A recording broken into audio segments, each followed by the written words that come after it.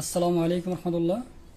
তো আজকে আমরা এটি হলো wireless remote control bike, TV, fan, light, fridge, motor ইত্যাদি সব কিছু চালানোর জন্যই কিন্তু এই রিমোট কন্ট্রোলটি, ঠিক আছে। এটি কিন্তু আপনার ওয়্যারলেস রিমোট কন্ট্রোল। এটি আপনার ইনডোর আউটডোর সব জায়গা থেকে ব্যবহার করতে পারবেন, টিভি রিমোট কন্ট্রোলের মতো নয়। তো আজকে আমরা এটি প্রোগ্রাম করব। তো এখানে কিন্তু আমার পাওয়ার দেওয়া আছে, দেখতে পাচ্ছেন আপনারা। তো পাওয়ার দেওয়া থাকা সত্ত্বেও কিন্তু আমার রিমোটে কাজ করতেছে না, দেখতেছেন রিমোটের লাইট জ্বলতেছে। তো আমার এটাকে প্রোগ্রাম করতে হবে। তো কিভাবে প্রোগ্রাম করব আপনারা দেখে নিন। যদি কানেকশন নিয়ে কারো কোনো কোশ্চেন থাকে অবশ্যই করতে পারেন, ইনশাল্লাহ উত্তর দিয়ে দিব। তো এখানে দেখুন ছোট্ট একটি বাটন রয়েছে। তো এই বাটনটাতে আমি প্রথমে একটি চাপ দেই। প্রথমে একটা চাপ দিলাম, 5 সেকেন্ড ধরে রাখলাম, ছেড়ে দিলাম। ঠিক আছে, এখানে দেখুন একটা লাইট জ্বলতেছে এখানে। তো আমি এটাতে অন দিলাম। এটাতে আমি এখন আমার একটা প্রোগ্রাম হয়ে গেল। এখন যদি আমি এটাকে অন করতে চাই, অন হচ্ছে না। ঠিক আছে, অন হচ্ছে না, অফে কিন্তু কাজ করতেছে না।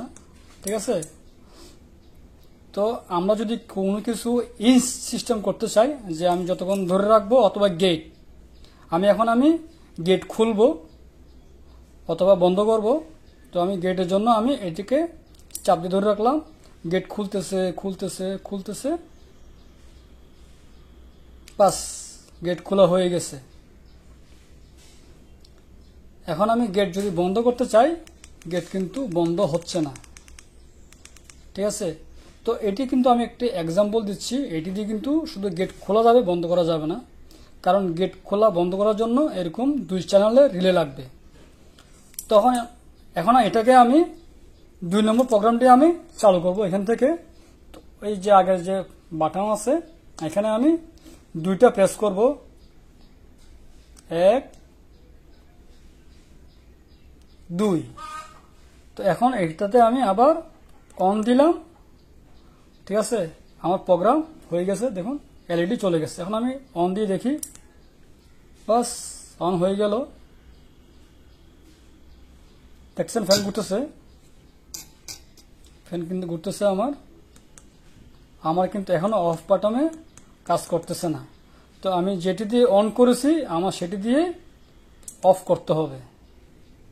ঠিক আছে, দেখুন অন অফ হচ্ছে না আমার, অফ। 2 নম্বর প্রোগ্রাম দিয়ে চাইলে কিন্তু শুধু আমি অফ দিয়ে আমি কাজ করাতে পারি আমি। তো আমি এখন এটিতে হাত দিচ্ছি না। আমি এখন 3 নম্বর প্রোগ্রাম চালু করতে চাচ্ছি। আমি 1 2 3 ছেড়ে দিলাম। এখন আমি অন দিলাম,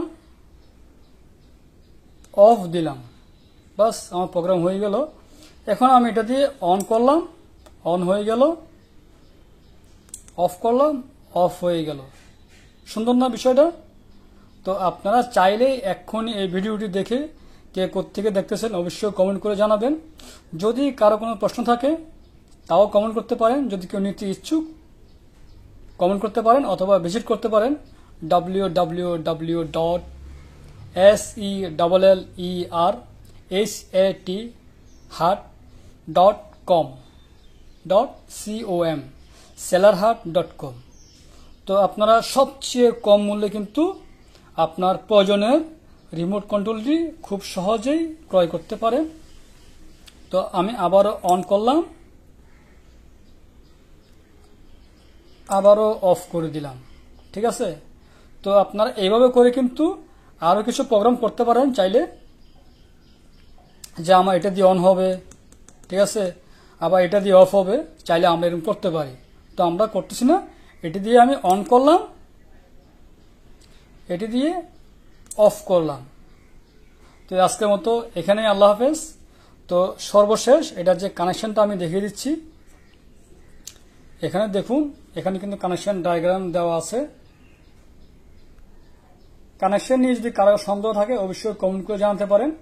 তো এখানে দেখুন ভি পজিটিভ ভি নেগেটিভ, এখানে অবশ্যই মাইনাসের জায়গায় মাইনাস দিতে হবে, প্লাসের জায়গায় প্লাস দিতে হবে, কারণ এটি হলো রিমোট কন্ট্রোলের সোর্স ভোল্টেজ। ঠিক আছে, এখানে কিন্তু এসি ভোল্টেজ বা 220 ভোল্টেজ কোনোভাবে দেওয়া যাবে না। পজিটিভের জায়গায় পজিটিভ, নেগেটিভের জায়গায় নেগেটিভ। এখন হলো এই তিনটা রিলের ফাংশন, কমন, এনও, এনসি। এখানে আমি এসি ইউজ করলে পারি, ডিসি ইউজ করলে পারি। এটা দিয়ে এই তিন টার্মিনালে কিন্তু আমি চাইলে অনেক কিছু ইউজ করতে পারি। আমি পানির পাম্প চালাতে পারি, ফ্রিজ চালাতে পারি, ফ্যান চালাতে পারি। এটি আলাদা লাইন। ঠিক আছে, তো এটা নিয়ে যদি কারো কোনো প্রশ্ন থাকে কমেন্ট করতে পারেন। তো ইনশাল্লাহ আমি বিস্তারিত ভেঙে দিব, কিভাবে কানেকশন করবেন, কোথায় কানেকশন করবেন, প্রয়োজনে আমি ডায়াগ্রাম দিয়ে দিব, কোনো সমস্যা নেই। তো আজকের মতো এখানে আল্লাহ হাফেজ। যদি ভালো লাগে ভিডিওটি শেয়ার করবেন, আর যারা কিনতে চান তারা কমেন্ট করতে পারেন।